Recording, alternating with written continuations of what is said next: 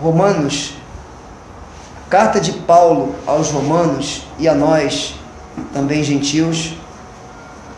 Eu acredito que a ninguém aqui é novidade dizer que Paulo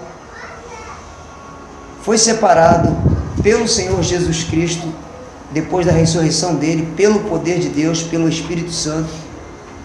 Jesus, o Cristo em sua manifestação humana, foi um homem completamente guiado pelo Espírito Santo. Se esvaziou da sua glória, fez-se como homem, mas um homem completamente cheio do Espírito Santo. Se o Cristo, em sua manifestação humana, precisava e precisou ser cheio do Espírito Santo, quanto mais nós, né, irmãos? Isso é desconhecido para muita gente. Mas Jesus era apenas um homem, o Filho de Deus, homem, que, conforme Paulo escrevendo aos Filipenses e a nós, ele se esvaziou, tomou a forma humana. Paulo escrevendo aos Hebreus e a nós no capítulo 2, ele diz que o Cristo, na sua manifestação como homem, Jesus, ele se fez na nossa condição humana, e pelo Espírito ele fez o que fez.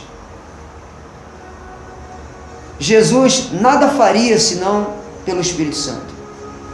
Foi para o deserto ser tentado pelo Espírito, curou pelo Espírito, ressuscitou pessoas da morte pelo Espírito, viveu em santidade pelo Espírito. Paulo fala isso na carta aos Romanos e a nós, logo no capítulo 1. E ele, queridos, Paulo, prestem bem atenção, Paulo é o apóstolo da graça de Deus para nós, os gentios, mas Jesus é o modelo como homem para nós. Paulo teve suas fraquezas, mas Jesus é o nosso padrão, é o nosso modelo. E Paulo sabia tanto disso que, escrevendo aos Hebreus, ele disse, olhando para Jesus, ele podia dizer olhando para mim, ele disse, olhando para Jesus, o autor e consumador da vossa fé. Eu glorifico a Jesus, ele é o autor e consumador da minha fé e da tua. Amém? Agora, Paulo escrevendo, irmãos, aos Romanos e a nós, no capítulo 6, e eu acredito que essa declaração de Paulo, para quem está se aproximando dessa justificação pela fé em graça, precisa entender, precisa ficar bem definido que a graça de Deus não é um movimento religioso. A graça de Deus não é uma teoria de Calvino, não é uma teoria de ninguém. Não foi o Agostinho que inventou a graça de Deus. Ele tinha teses, ele tinha teorias, mas a graça não é teoria, não é tese. A graça é uma manifestação divina. Conforme Paulo escrevendo a Tito e a nós no capítulo 2, verso 11, Paulo disse, a graça de Deus tem se manifestado a todos os homens, trazendo salvação. Então, a graça é uma manifestação poderosa de Deus que gera salvação. Não só a salvação para o espírito, que está em trevas, mas salvação para a alma e salvação também para o corpo físico, curando o corpo físico, restaurando nossas almas e vivificando, quando alguém pela fé recebe a Cristo, o nosso espírito. Então a graça é um poder, a graça não é um movimento. E Paulo deixa bem claro para nós que há uma nova dispensação, Francisco. Há um novo pacto que vigora depois da ressurreição de Cristo. Quando ele, lá na cruz, disse tetelestai, ou seja, tudo está consumado, e morreu, ali findou-se o antigo pacto que foi feito para Israel, a lei. Aquele pacto foi sepultado com Cristo. E quando Jesus ressuscita, dá-se início, inaugura-se um novo pacto, uma nova aliança que, infelizmente, no Brasil, um país gentílico, a maioria dos que professam a fé em Jesus não sabem que nós estamos debaixo de um novo pacto. Tanto é que as práticas dizem isso. As práticas ainda são da antiga aliança. Os ensinos ainda são da antiga aliança, do antigo pacto. Meus irmãos, se Paulo declara aos romanos no capítulo 10, a eles e a nós, aquela comunidade de Roma, que Paulo chama de santos, fiéis, que foram chamados, era uma comunidade composta de judeus e gentios.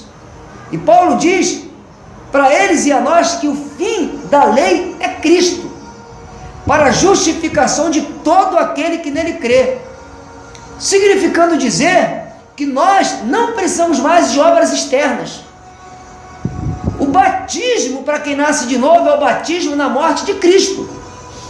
Quem crê em Jesus é batizado na morte dele e ressuscita com ele como ele ressuscitou. Não é à toa que Paulo diz, antes de ler eu estou citando alguns textos, mas deixa eu citar, nós vamos ler isso aqui. Paulo diz aqui nesse mesmo capítulo: portanto agora considerai-vos mortos para o pecado. Estou morto, o nosso corpo está morto, mas o nosso espírito foi vivificado pelo Espírito Santo.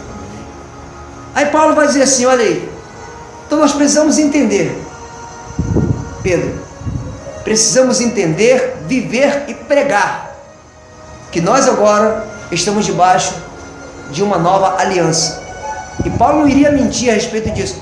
Marcos, mas as pessoas resistem, as pessoas vão dizer que não é assim. Não me importa o que o mundo vai dizer, meu irmão. Eu estou me importando com o que o Espírito Santo estabeleceu por Paulo, através de Paulo, que é o nosso apóstolo, apóstolo dos gentios. Ele vai dizer no verso 14, olha aí, queridos. Paulo diz, deixa eu ler o verso de número 11, a partir do 11, para a gente entender. Da mesma forma, considerem-se mortos para o pecado, olha só, mas vivos para Deus em Cristo. Então, isso é uma atitude de fé. Independente das tentações, eu tenho que me considerar morto para o pecado, mas vivo para Deus. Isso gera crescimento, isso gera santificação, isso gera poder em mim para vencer as obras da carne. Verso 12, portanto, não permitam que o pecado continue dominando os vossos corpos mortais. Por que o pecado ainda domina os nossos corpos mortais? Porque nós permitimos. Queridos, olhem para mim, o poder está conosco. Se Paulo disse, pelo Espírito, não permitam, é porque nós temos o poder de não permitir, ou de permitir. Nós temos poder, meus irmãos. O poder de Deus foi depositado no nosso espírito. E a nossa mente, ela tem que ser renovada para acompanhar essa nova vida, porque senão vai dar o samba do crioulo doido. Você nasceu de novo, no teu espírito você é vivificado, mas você ainda vive como um homem do mundo, como uma pessoa do mundo, se conformando com o mundo, com a religião do mundo, absorvendo o que o mundo ensina, se sujeitando ao que o mundo projeta. Houve uma mudança, irmãos. Quando nós nascemos de novo pela fé em Cristo, quando nós recebemos a Jesus como Senhor e Salvador, e Paulo, eu vejo que essa graça que se anuncia aí, ela diz assim, mas nós não devemos falar que nós aceitamos a Jesus. Paulo fala nessa carta aqui, que se nós aceitamos a fé, nós estamos agora mais próximos da salvação do que antes. Então, dizer aceitar a fé não é uma expressão errada. Eu aceitei a Jesus, não é uma expressão errada. É claro que Ele é que está chamando. A iniciativa foi do Pai Celestial, de escolher entre todas as nações um povo para Ele. Mas Ele está chamando a todos, irmãos. Infelizmente, nem todos dizem amém. Nem todos recebem a palavra da fé, ou a palavra da graça por fé. Nem todos recebem a Cristo por fé. mas Deus está chamando a todos os povos. O chamado para a salvação é para todos. Eu citei aqui Tito 2,11. A graça de Deus tem se manifestado a todos os homens, trazendo salvação. Mas infelizmente nem todos creram, nem todos creem agora e nem todos crerão. Mas não há distinção para Deus. Deus está chamando a todos. Quantos dizem amém? Ou glória a Deus? Verso de número 13. Não ofereçam. Olha só que coisa maravilhosa, irmãos. A nossa carne não gosta disso. Ela odeia isso aqui. Porque isso aqui começa a expor a natureza carnal. Começa a denunciar, sabe?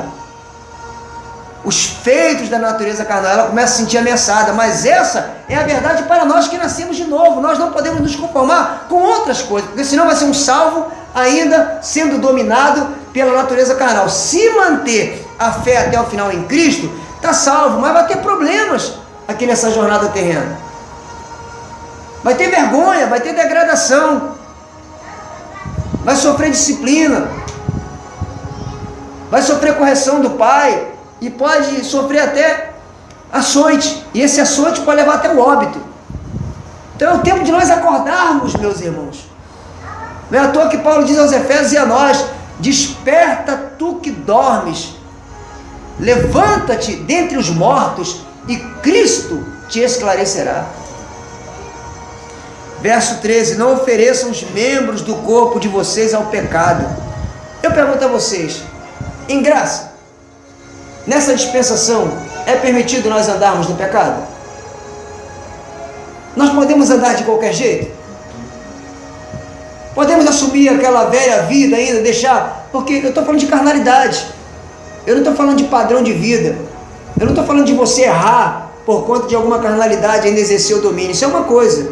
Agora, viver na prática, gostar, fazer disso um padrão de vida, é erro, é pecado.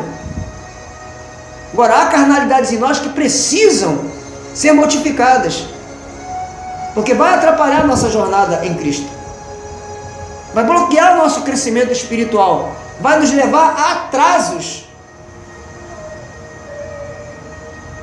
Não ofereçam os membros do corpo de vocês ao pecado, como instrumentos de injustiça. Antes, ofereçam-se a Deus, como quem voltou da morte para a vida. Meu Deus, foi isso que aconteceu conosco espiritualmente falando, irmãos.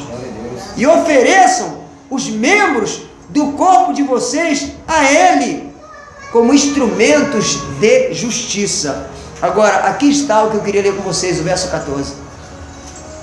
Pois o pecado não os dominará, porque vocês não estão debaixo da lei, mas debaixo da graça. Debaixo da graça. Essa é a nova dispensação. Glórias a ti. Espiritualmente falando, nós estamos debaixo da graça. A graça é um ministério espiritual, acabou a lei. Nós não pertencemos ao cristianismo inventado por Constantino, que nós seguimos ele pela ignorância, por nós não conhecermos a verdade. Nós não somos membros de nenhum movimento evangélico criado por organização evangélica. Nós não estamos debaixo desses julgos mais, meus irmãos. Não importa quem vai resistir, quem não vai aceitar, vai dizer que você enlouqueceu, vai dizer que você agora é libertino, vai dizer que você é o anticristo. Não importa. Você está posicionado na verdade. Nós estamos debaixo de um outro domínio espiritual, a graça de Deus em Cristo. E esta graça, nela existe uma forma de sã doutrina para nós vivermos. Esta graça não é um movimento, como eu disse no início, é uma lei espiritual, é um governo espiritual, que nós crescemos sob ela, não com práticas externas e religiosas que nós aprendemos. Infelizmente nós fizemos muitas coisas na ignorância que se tornaram padrões e agora até resistem. Então, como eu ia dizendo, meus irmãos, nós estamos debaixo de um novo pacto, uma nova aliança.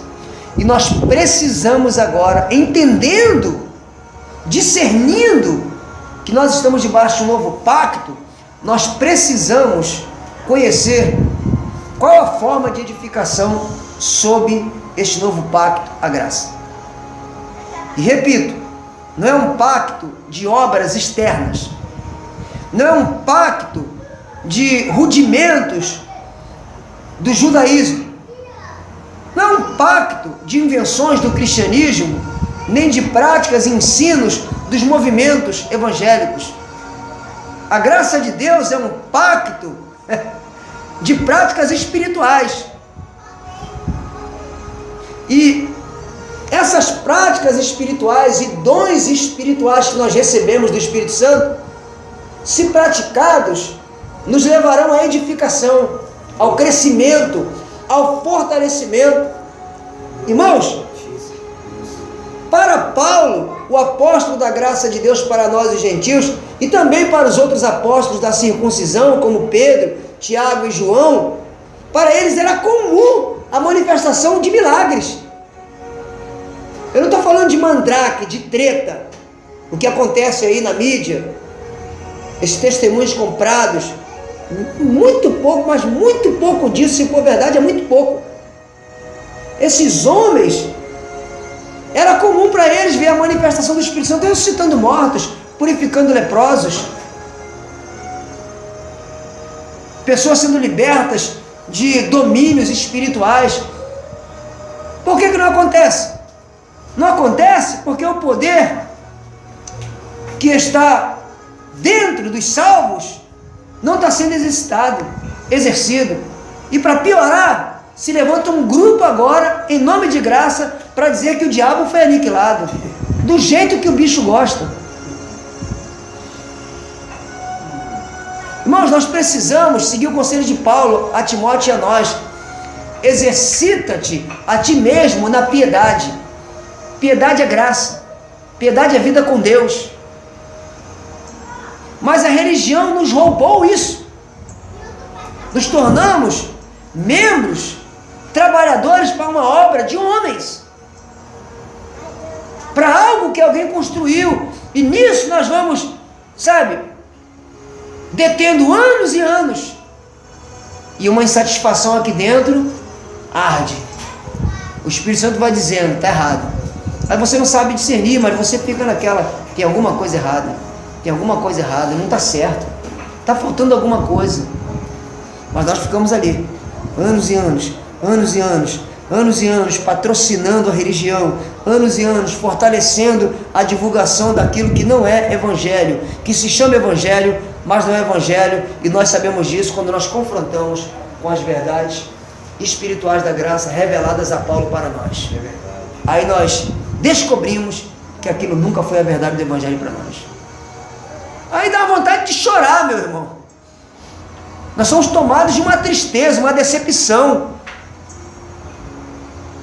Mas o tempo é agora.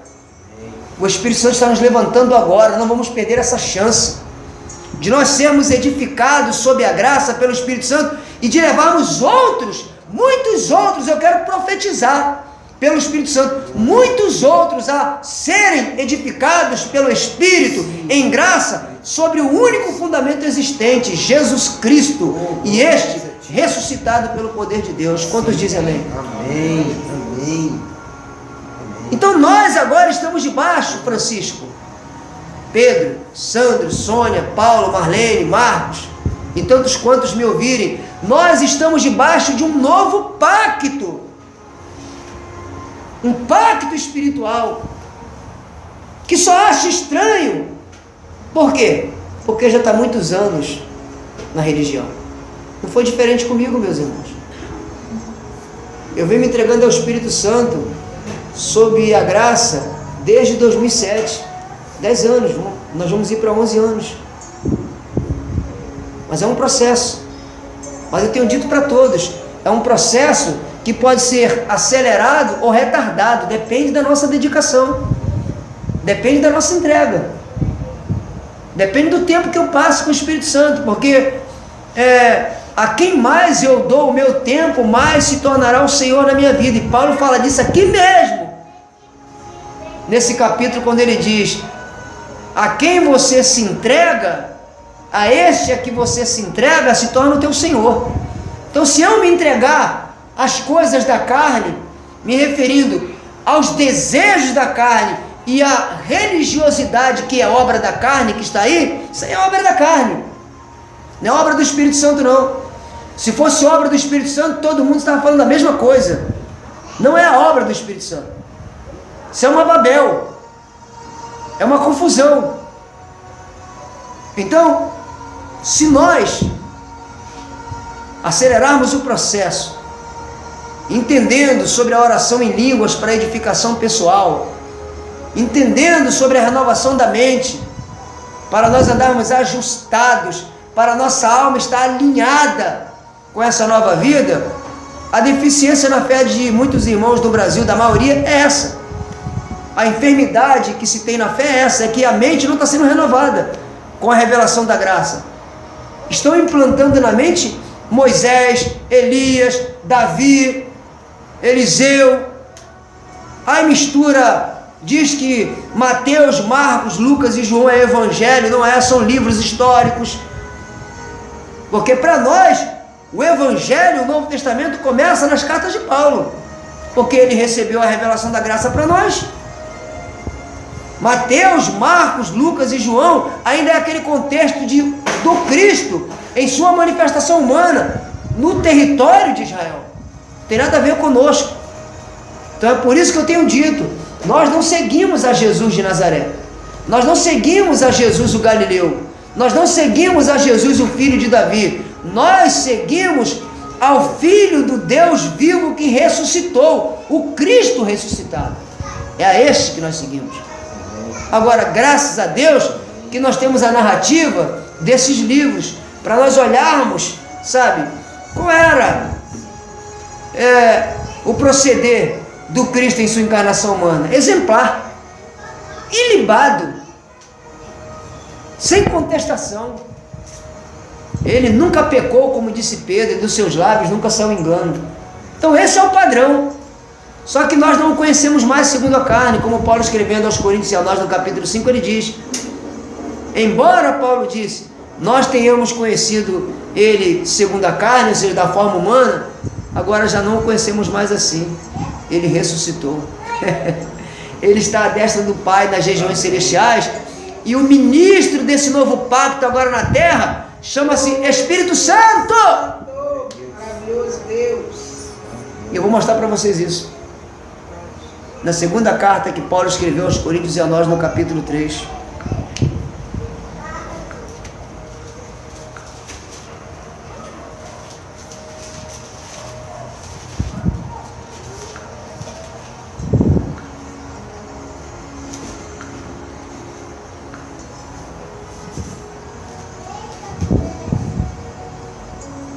No capítulo 3,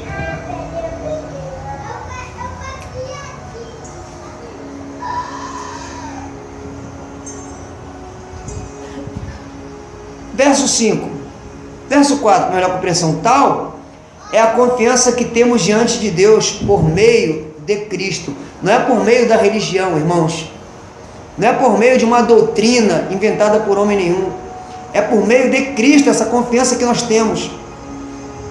A confiança para dizer: eu estou livre de regras, eu estou livre de práticas religiosas, eu estou livre de ideias de homens.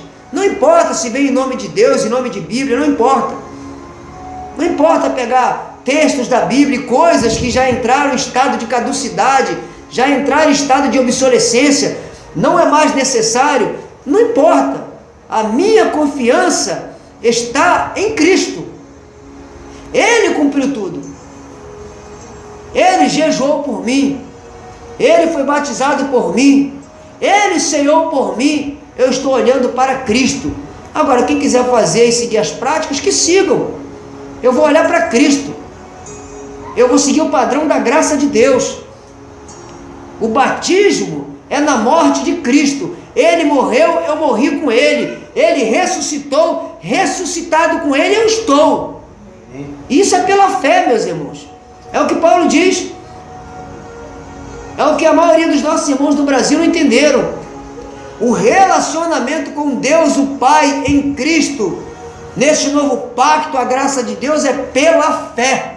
Ou você crê, ou você vive de práticas externas. Ou nós cremos que Jesus é o fim da lei, ou nós cremos que tudo já foi consumado por Ele, ou nós iremos andar nessas práticas religiosas, tentando desconstruir o que Jesus, tentando construir o que Ele desconstruiu, tentando de novo costurar o véu que foi rasgado. Verso 5: não que possamos reivindicar qualquer coisa com base em nossos próprios méritos, mas a nossa capacidade vem de Deus. Quantos dizem glória a Deus? Verso 6: Ele nos capacitou para sermos ministros de uma nova aliança. Diga, nova aliança.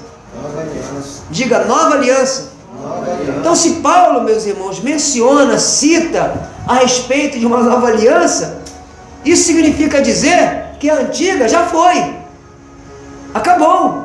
É uma nova aliança, Pedro. E é uma nova aliança constituída de práticas espirituais, como Paulo disse aos Hebreus e a nós também. Mudando-se o sacerdócio, muda-se tudo. Não vamos muito longe, meus irmãos. O nosso prefeito atual, ele mudou quase que tudo, se não tudo, do prefeito anterior, quando ele assumiu. Espiritualmente falando, não é diferente, meus irmãos. Paulo está dizendo para eles e para nós, que nós, e eu me incluo nisso e eu acredito que vocês também, nós fomos capacitados para sermos ministros, pessoas que servem. Ministrar significa servir. Ministro é um serviço. Ministros de uma nova aliança, não da letra, aquelas letras impressas em tábuas de pedras. Paulo vai dizer, mas do Espírito, pois a letra mata, mas o Espírito, se referindo ao Espírito Santo, o Espírito vivifica. Verso 7: o ministério que trouxe a morte foi gravado com letras em pedras, mas esse ministério veio com tal glória que os israelitas não podiam fixar os olhos na face de Moisés, por causa do resplendor do seu rosto, ainda que desvanecente. Olha o que Paulo está dizendo, meus irmãos. Vamos discernir pelo Espírito e buscar o entendimento pelo Espírito. Paulo está dizendo que aquele antigo pacto, ainda que fora um pacto de morte, tinha manifestações de glória. Agora Paulo vai dizer, verso 8: não será o ministério do Espírito ainda mais glorioso? Eu pergunto a vocês, quem é o ministro deste novo pacto da graça de Deus? Paulo está dizendo, não será o ministério do Espírito ainda muito mais glorioso? Este novo pacto tem um ministro, este novo pacto tem um mestre, este novo pacto, a graça de Deus, tem um ajudador, tem um guia, tem um, conforme a profecia de Isaías capítulo 11, tem um que nos dá entendimento, sabedoria, nos inspira no temor do Senhor, nos dá poder, nos dá conselho, chama-se Espírito Santo. E é com Ele, irmãos, é com o Espírito Santo que nós vamos aprender a andarmos de maneira digna do Senhor, sob este novo pacto, a graça de Deus. E vivendo, nós iremos encorajar as pessoas. O que os líderes das denominações não entendem é que todos que já começaram a entender e se rebelaram, não se rebelam contra os homens, se rebelam contra o sistema. Eu não me rebelo contra as pessoas, eu me rebelo contra o que elas ensinam. Eu me rebelo contra o que está estabelecido em nome de Evangelho de Cristo, que não é o Evangelho de Cristo. É uma montagem de alguém. Alguém criou aquilo ali. Alguém, lendo o livro Bíblia, descartou algumas coisas para estabelecer ali como sendo evangelho. As pessoas escolhem algumas coisas para ensinar, criam doutrinas, criam ensinos. Então isso gera essa Babel, tem gerado de séculos e séculos para cá essa confusão que está aí. Mas se nós estivéssemos seguindo desde o início as verdades espirituais da graça de Deus, reveladas a Paulo, o único apóstolo da graça de Deus para nós, quando eu digo único apóstolo, que recebeu a revelação, porque outros apóstolos podem surgir nas mesmas pisadas de Paulo. Profetas se levantarão, evangelistas se levantarão, pastores e mestres serão levantados pelo Espírito, mas nessa mesma pisada, nesse mesmo Espírito, porque senão não é um ministério apostólico autêntico, oriundo do Espírito Santo. É uma criação dos homens, é um cargo que alguém deu, ou alguém quis se fazer a si mesmo, chamou para si essa prerrogativa e se vestiu daquilo ali. Eu creio que ele pode levantar outros apóstolos. Eu estou falando do apóstolo que recebeu a revelação, que recebeu o chamado, que foi separado, foi Paulo. E nós não receberemos revelação da graça, nós receberemos o entendimento e a sabedoria espiritual do que Paulo já recebeu como revelação, porque a revelação está aqui. O padrão de vida para nós vivermos como salvos, como pessoas espirituais nesta jornada terrena, está aqui nas cartas de Paulo. Mas eu pergunto, aqui onde nós estamos agora no Parque das Missões, quantos pastores ensinam isso? Nenhum. Por isso, os irmãos ficam vendidos, aprisionados, amarrados, e o pior, criam-se bloqueios, raciocínios e fortalezas na mente deles. Eles acabam resistindo à graça de Deus, que é presente de Deus para nós os gentios.